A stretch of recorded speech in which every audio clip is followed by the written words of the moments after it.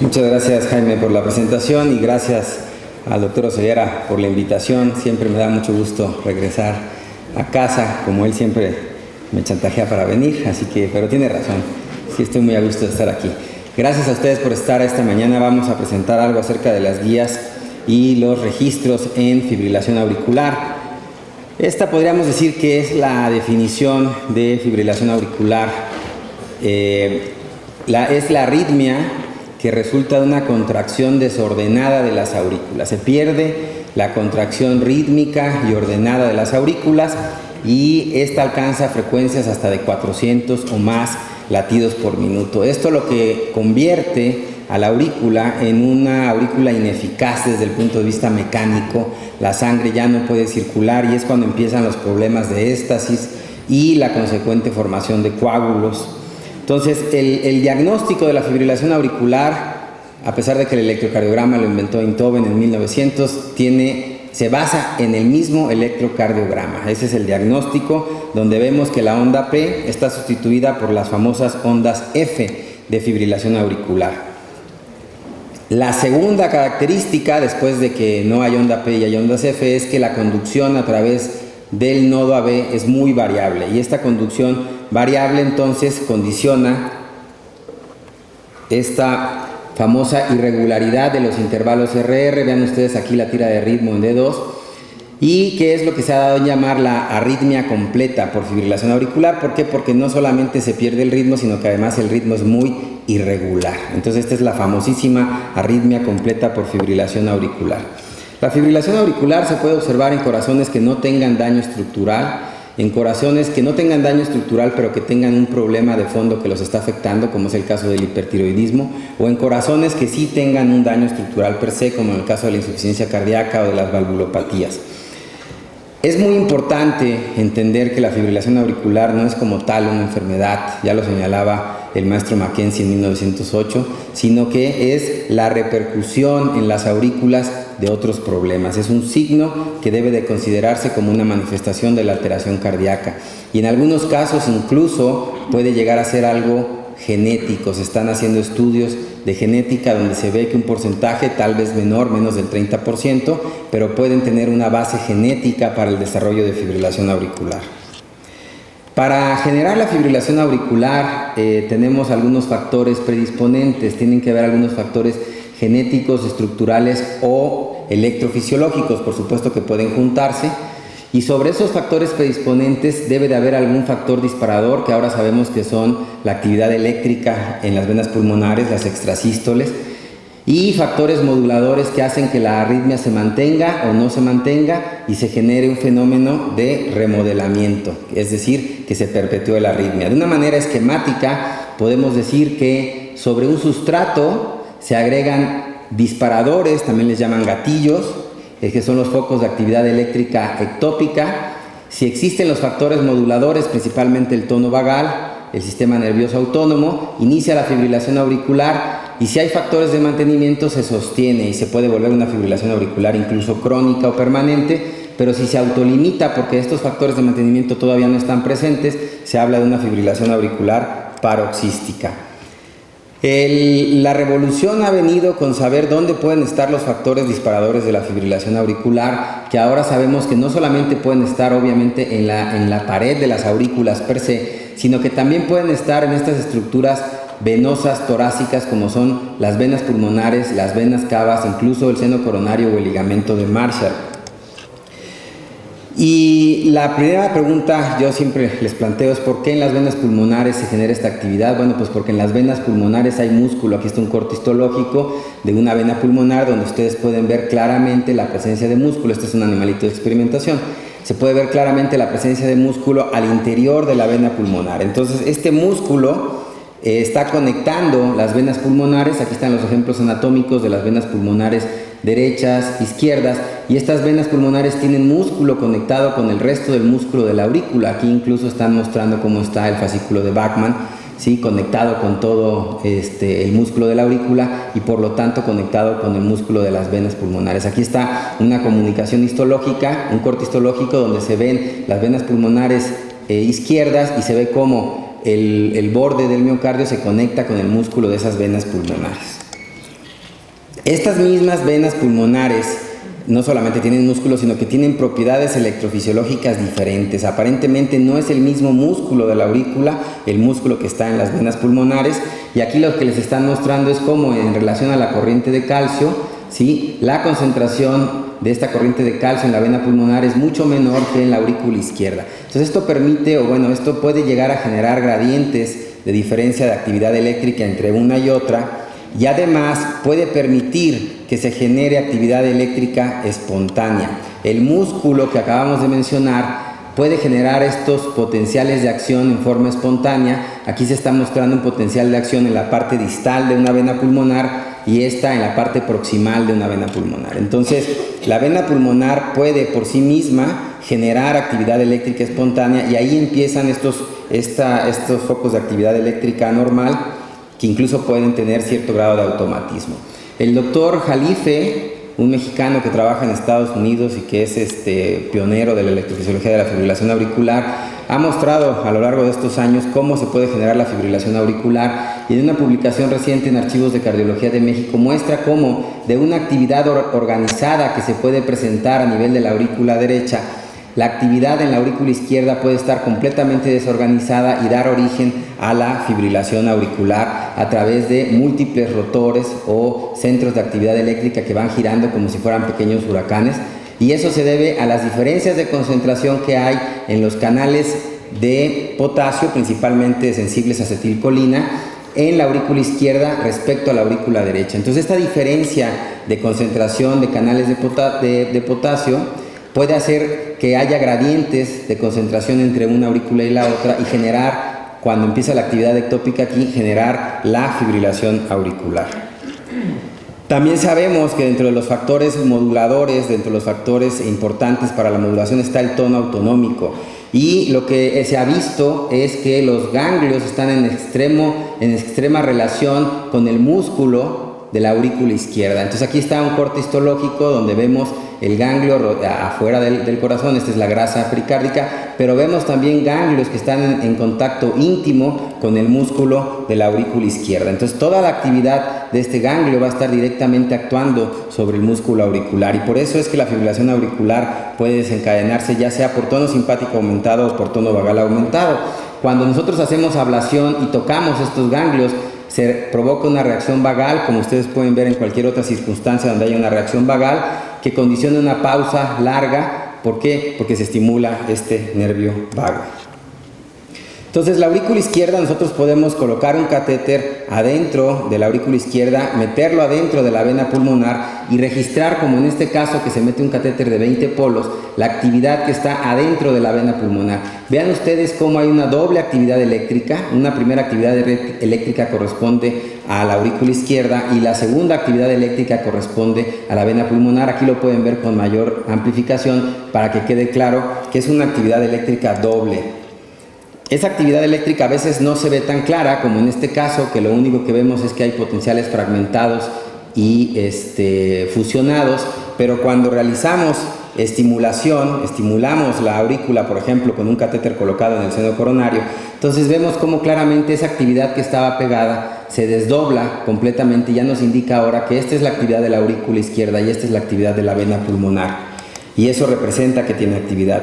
La mejor evidencia de que ese es un problema, no siempre la podemos tener, pero en algunos casos como este sí, es que esta actividad que se puede ver doble en ritmo sinusal puede generar o puede manifestarse con extrasístoles auriculares. Y estas extrasístoles auriculares, como ven aquí, se invierte la actividad de la vena pulmonar, aparece primero que la actividad de la aurícula izquierda, y no solamente da un extrasístole, dos extrasístoles, sino que después ya degenera en fibrilación auricular. Aquí pueden ustedes ver cómo empieza una fibrilación auricular en un estudio de electrofisiología.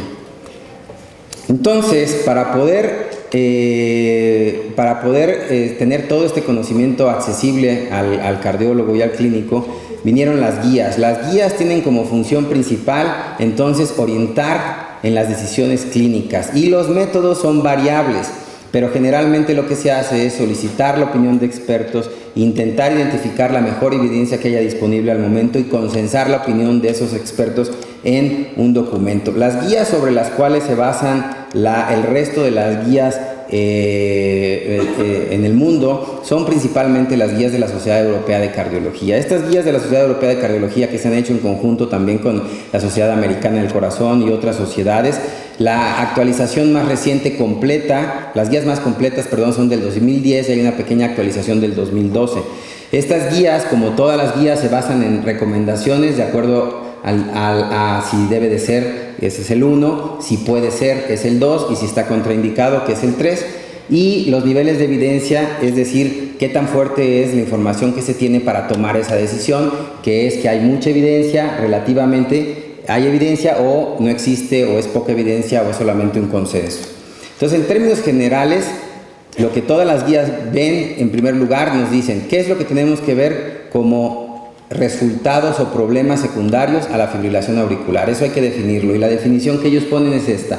Hay que ver si eso afecta la mortalidad, si eso afecta la presencia de eventos vasculares cerebrales, si eso aumenta las hospitalizaciones debido a la propia arritmia o a descompensaciones de insuficiencia cardíaca, por ejemplo, si afecta la calidad de vida y la capacidad de ejercicio, y si afecta o no la función ventricular. Entonces, eso en términos generales es lo que todas las guías están buscando, cómo mejorar todos esos problemas que representan la fibrilación auricular.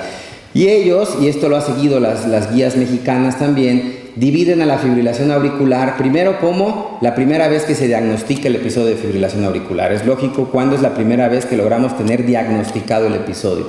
Después, si la fibrilación recurre, entonces ya le llaman paroxística, si se quita sola. Si no se quita sola, se llama persistente. Y nosotros estábamos acostumbrados a hablar de la fibrilación permanente cuando no se quitaba, pero ahora se insiste en que se divida en dos: aquella que es persistente, que dura más de un año, y aquella que es aceptada por el paciente o por el médico como también permanente, pero para tratar de hacer una diferenciación. Entonces, yo creo que esta parte de aquí es probablemente la principal diferencia a como veníamos trabajando antes, la clasificación de la fibrilación auricular. Sin embargo, es muy importante saber que todavía en la mayoría de los registros y los estudios se sigue hablando de fibrilación paroxística persistente, y esta agrupada como permanente.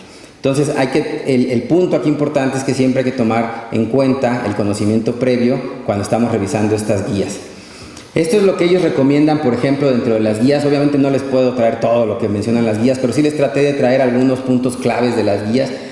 ¿Qué es lo que tenemos que hacer? Bueno, pues lo primero es tener registrada la fibrilación auricular. Puede parecer tonto, pero algo muy importante es tener documentada la fibrilación auricular, y para eso puede ser necesario incluso decirle al paciente que en cuanto tenga la arritmia se vaya a un servicio de urgencia cercano a su casa para que le tomen un electrocardiograma, o podemos realizar estudios de Holter de 48 horas, y actualmente ya hay disponibles incluso estudios de Holter hasta de 30 días. Entonces podemos utilizar eso, podemos usar los relojes de eventos.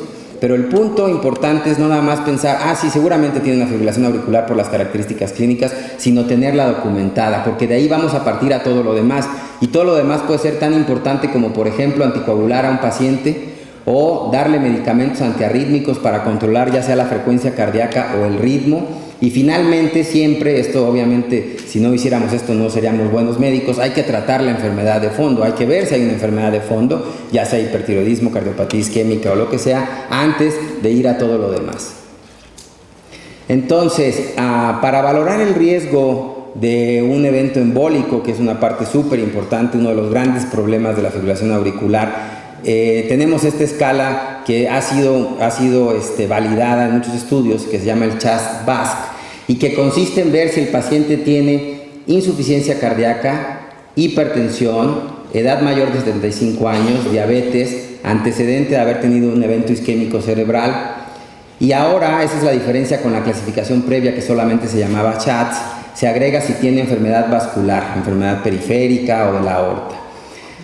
Cuando tienen entre 65 y 74 años, entonces disminuye su riesgo, por lo tanto la puntuación en vez de 2 es 1. Y ahora actualmente se sabe que las mujeres también representan un grupo especialmente susceptible para la embolia, entonces se le agrega un punto a las mujeres.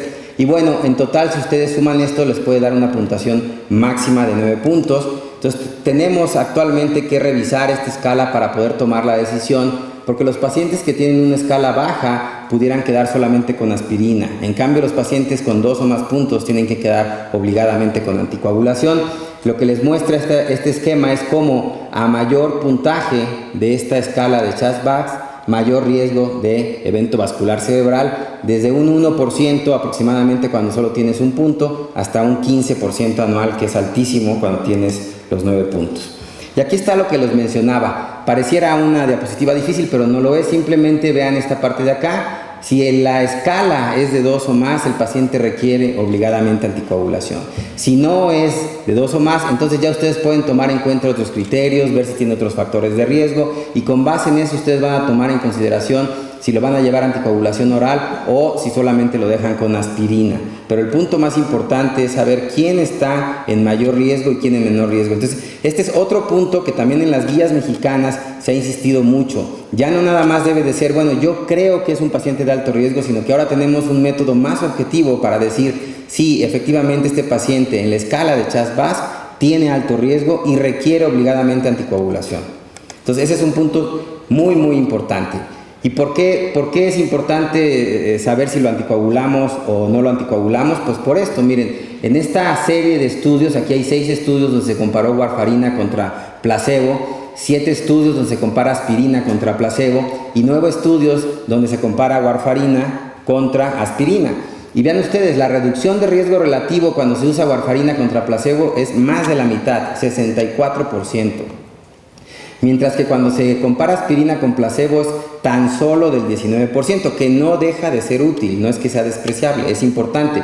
Pero obviamente sí hay una diferencia entre usar warfarina, o sea, anticoagularlos con antagonistas de vitamina K, o usar aspirina.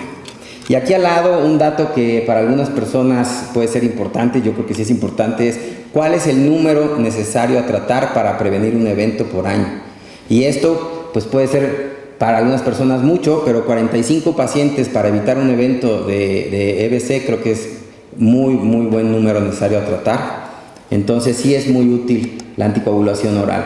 Y a manera de ejemplo, ¿no?, les traigo esta imagen que es de un caso real, obviamente, un paciente de 51 años que se conocía con fibrilación auricular paroxística. Aquí pueden ustedes leer, ¿no?, la historia, que ya había tenido un evento de isquemia cerebral transitoria. El paciente estaba bajo anticoagulación oral, pero como no había tenido ningún problema, decidió suspenderla. Y lo que pasó fue que tuvo este infarto masivo en territorio de arteria cerebral media. Entonces, sí es algo muy grave y además cuando pasa, desgraciadamente, muchas veces es irreversible. En cuanto a los medicamentos que se pueden utilizar para la conversión de la fibrilación auricular, cuando tenemos una fibrilación de reciente inicio, estos son los medicamentos que mencionan las guías europeas y que prácticamente se han adoptado como tal en las guías mexicanas para el manejo de la fibrilación auricular. Ven ustedes que tenemos amiodarona, flecainida, ibutilide, propafenona y bernacalant. Entonces, aquí los puntos importantes, y por eso se los quiero mencionar, es que a pesar de que las guías digan que esto es lo que tenemos que usar, pues en primer lugar nosotros ya no tenemos flecainida en México. En segundo lugar, ya no tenemos propafenona IV en México. Y la ibutilida la puse de ese color porque no está disponible ampliamente, solamente en algunos hospitales privados tienen la ibutilida. El bernacalant todavía no llega. Entonces, siempre la información que está en las guías no puede ser la información definitiva para nuestra práctica médica porque se tiene que adaptar a nuestra realidad.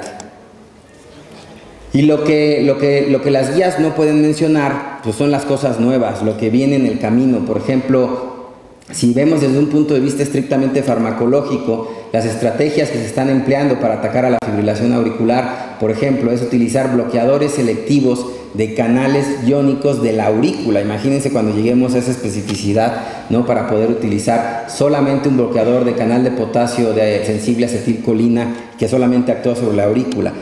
Mientras tenemos ya algunos medicamentos, es el caso del bernacalant, que está ya incluido en las guías como ustedes vieron, que tiene selección para la aurícula aunque bloquea múltiples canales.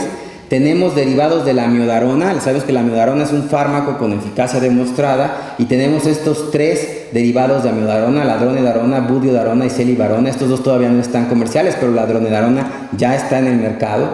Y bueno, otros medicamentos que pueden actuar sobre el sustrato y otras terapias todavía más novedosas como esas que se mencionan ahí.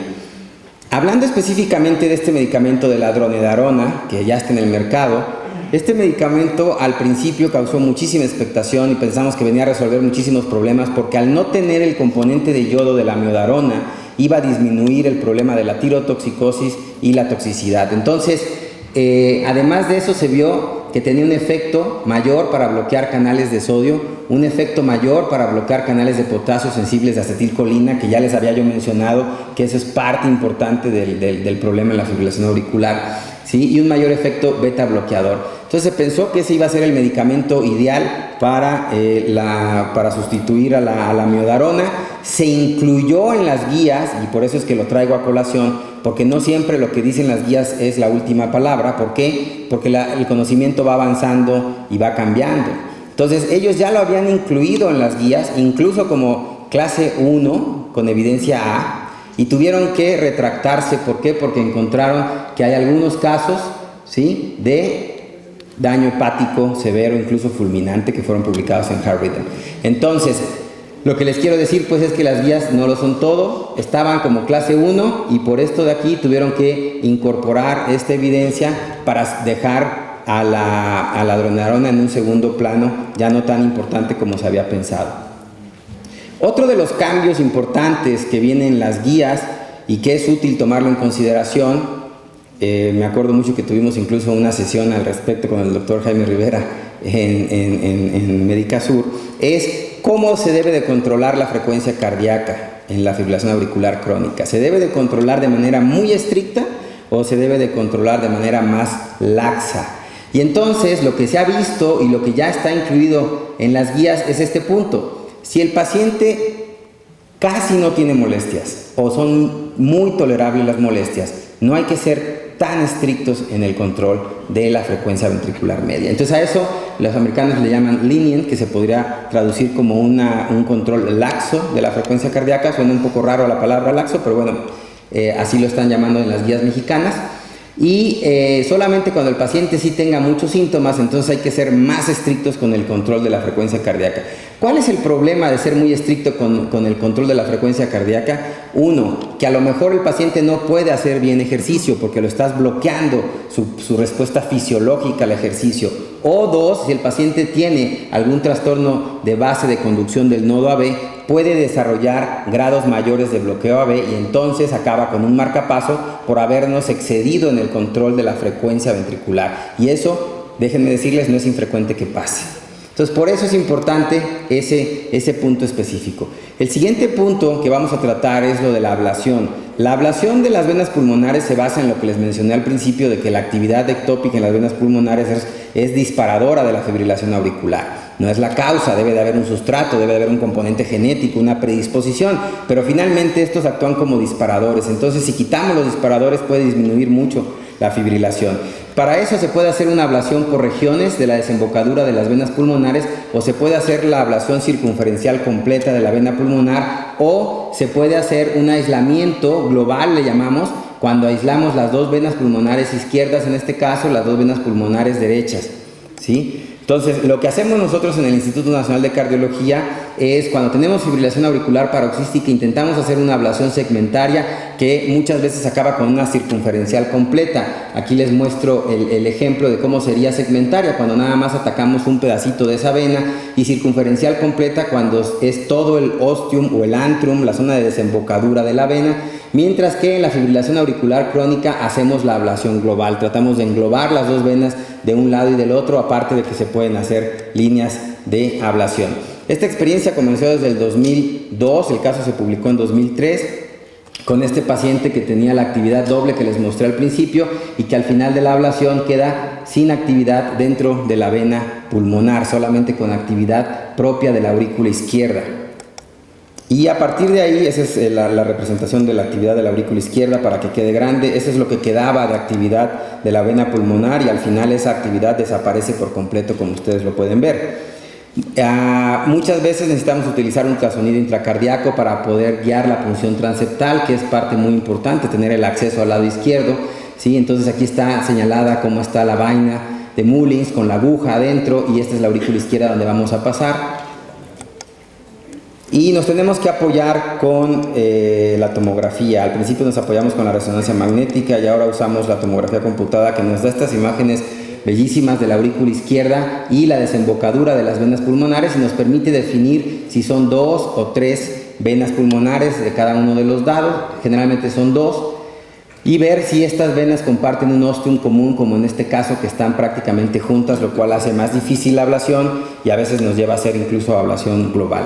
Y actualmente, por ejemplo, vean esta imagen tan bella del doctor Kimura que nos dio para el libro de fibrilación auricular, donde está la representación de la aurícula izquierda, la reconstrucción tridimensional de la aurícula izquierda. Aquí vemos las venas pulmonares y vemos una imagen de navegación endoscópica para poder comparar lo que había en la vena pulmonar, y este sería por dentro la entrada de esa vena pulmonar. Ven ustedes en este caso la separación entre la vena pulmonar superior y la vena pulmonar inferior izquierda es bastante amplia y hay un receso en medio que a veces nos dificulta la ablación, pero es importante saber que existe. Y en cambio del lado derecho vemos que hay 3 venas, la vena pulmonar superior derecha, una vena intermedia y una vena inferior, y aquí se ven claramente cómo están llegando esas 3, la superior derecha, la vena intermedia y la vena inferior.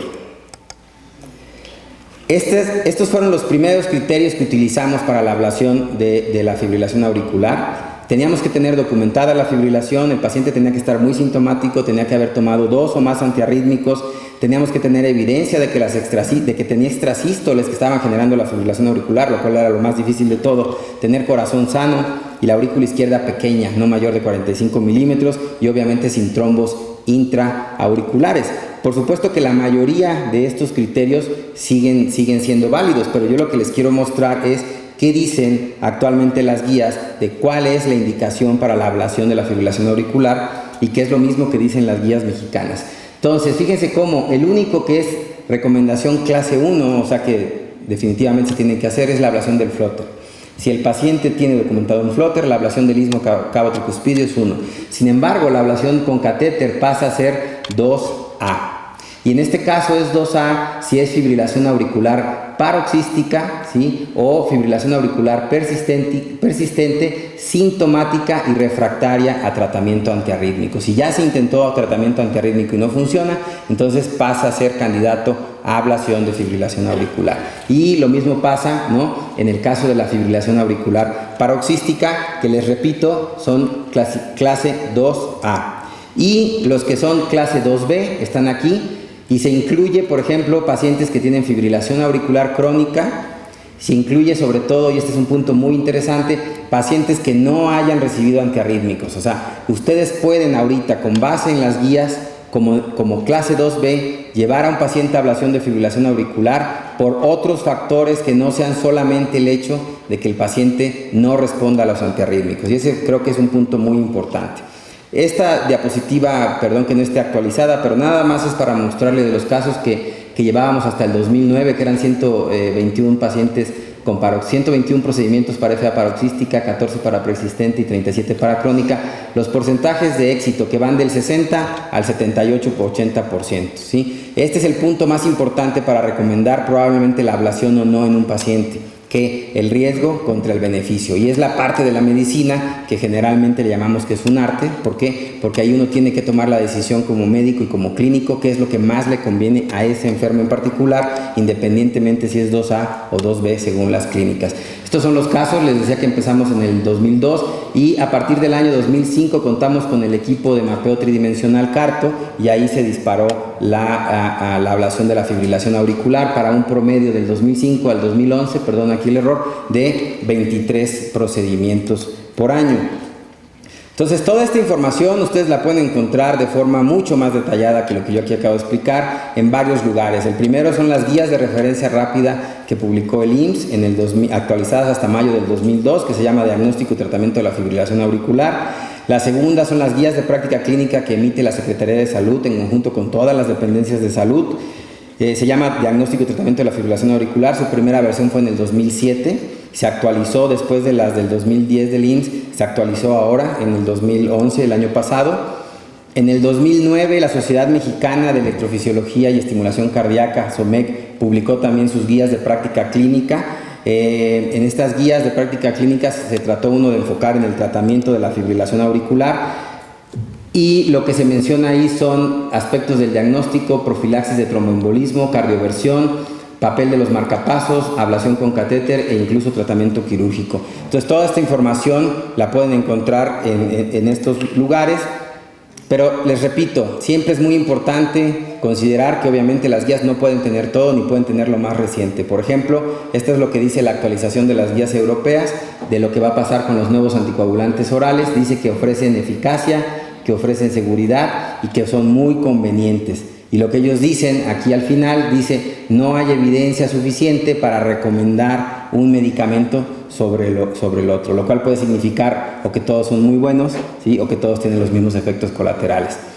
Conociendo los medicamentos, creo que el problema es ese, que todos tienen los mismos efectos colaterales. Entonces, por eso es que no se atreven a dar una recomendación hasta que no pase cierto tiempo, como pasó con la dronedarona, en que se vieron los efectos colaterales, sino que tienen que dejar pasar tiempo. Y obviamente ese tiempo que va a pasar va a implicar que estos medicamentos no estén en las actualizaciones o no estén todo lo que queremos saber sobre ellos en las actualizaciones.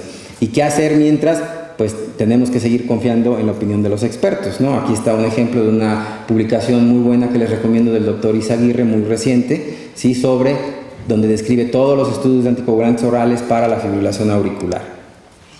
Pasemos ahora a los registros mexicanos. Los registros para la fibrilación auricular, básicamente hay 3 registros en México. El primero se llama el Registro Mexicano de Fibrilación Auricular, o REMEFA por su abreviatura, y se realizó exclusivamente para conocer cómo se estaban tratando los pacientes mexicanos con fibrilación auricular. Lo único que hay publicado hasta este momento de ese registro es el diseño del registro. No se han podido publicar todavía los resultados, a pesar de que yo sé que ya están en manos de los autores, pero obviamente como son registros patrocinados por la industria, cuesta mucho trabajo sacar la información al final de los mismos.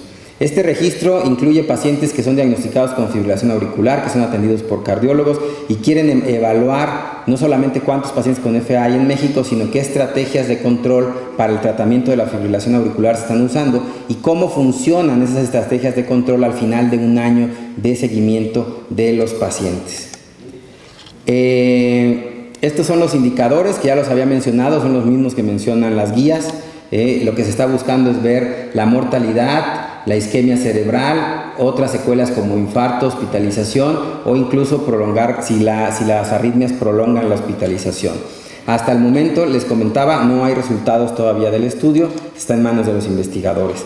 Ellos mencionaron en el libro de fibrilación auricular que ya se cerró el reclutamiento, que hay 1.205 pacientes reclutados por 80 médicos entre electrofisiólogos, cardiólogos e internistas. Son 15 pacientes por centro y el estado que más tuvo fue el Distrito Federal. Falta ver los resultados de cómo están manejados esos pacientes. Por otro lado, otro registro que sí ya tiene algunos resultados es el REALIZE. Este estudio REALIZE es un registro internacional donde México participó y aquí lo que se incluyeron son pacientes con fibrilación, ¿sí? Que tenían la fibrilación por lo menos documentada un año antes de ser incluidos en el estudio, o sea, muy característica la inclusión. Y lo que se quería ver era la forma de tratar a los pacientes y qué tanto se lograba cumplir el objetivo terapéutico. Es decir, si el objetivo terapéutico es mantenerlo en control de ritmo, qué tanto lograban al final del año mantenerlo en control de ritmo. Y si era control de la frecuencia, qué tanto se lograba al final del año controlar la frecuencia. Se incluyeron más de 10,000 pacientes de todo el mundo y vean ustedes de lo que es Latinoamérica, México y no sé si sea Colombia, no estoy seguro, pero bueno, 2 países nada más que están incluidos en el registro. Y de los pacientes totales de este registro, casi la mitad tenían fibrilación auricular permanente y un 25% paroxística, 22% persistente. Y tenemos algunos datos que pueden ser importantes. Por ejemplo, 45%, casi la mitad de los pacientes tenían insuficiencia cardíaca congestiva. El 30% tenían enfermedad coronaria. Entonces, esto lo tendremos que analizar en México para ver cuál es la diferencia entre las diferentes enfermedades que están de fondo en la fibrilación auricular en nuestro país comparado con el registro internacional. Pero en México se incluyeron ya 168 pacientes, 46% hombres, en edad promedio de 65 años, con FA permanente el 65% y la mayoría con un riesgo embólico alto. El 60% tenían un índice de SHATS de 2 o más, que ya los habíamos comentado, que era el que representa un riesgo alto. Puntos importantes en nuestro país de este registro es que lo que más se utiliza no es el control de ritmo, lo que más estamos utilizando en nuestro país es el control de la frecuencia, muy probablemente por los resultados de los estudios donde mostraron que no había muchas diferencias. El segundo punto muy importante es que a pesar de su toxicidad, porque no hay que olvidar la que la tiene, la amiodarona sigue siendo el fármaco de primera elección entre los cardiólogos para tratar la fibrilación auricular paroxística. Y finalmente, que a pesar de que el grupo tenía un índice alto de riesgo embólico, solamente el 63% estaba anticoagulado. Y les pongo abajo el resultado internacional de un estudio grande, muy grande, publicado recientemente, el Garfield, donde dicen que en la cohorte 1, van a ser 5 cohortes, ahorita lo voy a mencionar, los mismos pacientes a nivel internacional, solo el 62% está anticoagulado. O sea, esta es una tendencia internacional que no sabemos por qué los pacientes, a pesar de tener el riesgo embólico alto, no se están anticoagulando. El tercer estudio que les mencionaba es el estudio Garfield, es un estudio prospectivo también internacional donde México tiene una participación importante. Fue diseñada igualmente para evaluar cómo se estaban tratando a los pacientes y qué riesgos estaban presentando a largo plazo. Aquí la única diferencia es que es fibrilación auricular de reciente diagnóstico, a diferencia de la otra que era de más de un año. Se pretenden ingresar 55,000 pacientes, cada cohorte de pacientes van a ser 5 cohortes de 10,000 o más pacientes. La cohorte de la que se tienen resultados ahorita es la cohorte 1, son los primeros 10,000 pacientes y en esa México participa con aproximadamente 700 pacientes. Lo que se trata de investigar con esto es qué está pasando en la vida real, cómo están manejando los cardiólogos, los internistas, cómo están manejando a la fibrilación auricular para saber qué medicamentos están utilizando, cuál es la incidencia de eventos vasculares cerebrales y ver si los podemos disminuir, ¿sí? Y lo mismo si hay complicaciones hemorrágicas, sobre todo obviamente por la anticoagulación. De 31 centros a nivel de todo el mundo, ¿sí? Veíamos aquí lo que habíamos mencionado, ¿sí? Hay 27 centros activos. Estos son los centros que hay en México, 19 centros privados, 12 centros pertenecientes a la Secretaría de Salud, para un total de 708 enfermos. Entonces este va a ser un registro que va a aportar datos muy importantes de cómo se está tratando a la fibrilación auricular en nuestro país. Este registro todavía no está en México, pero está a punto de llegar, ya están empezando a reclutar a los investigadores. Es el estudio Gloria AF. En este estudio Gloria nuevamente se quiere ver, ¿sí? En toda esta cantidad tan grande de pacientes, 56,000 pacientes, se van a hacer todas las valoraciones basales y se les va a dar un seguimiento hasta por 3 años para ver todas las complicaciones. Estos registros son patrocinados por los laboratorios que quieren ver qué tanto se están utilizando sus medicamentos y qué se puede hacer al respecto. Finalmente, una mención del registro mexicano de ablación de fibrilación auricular que esperamos poder echar a andar a finales de este año o a principios del año entrante. Este registro es patrocinado por la Sociedad Mexicana de Electrofisiología y Estimulación Cardíaca y va a ser para captar a todos los pacientes en la República que se esté llevando a cabo fibrilación de auricular.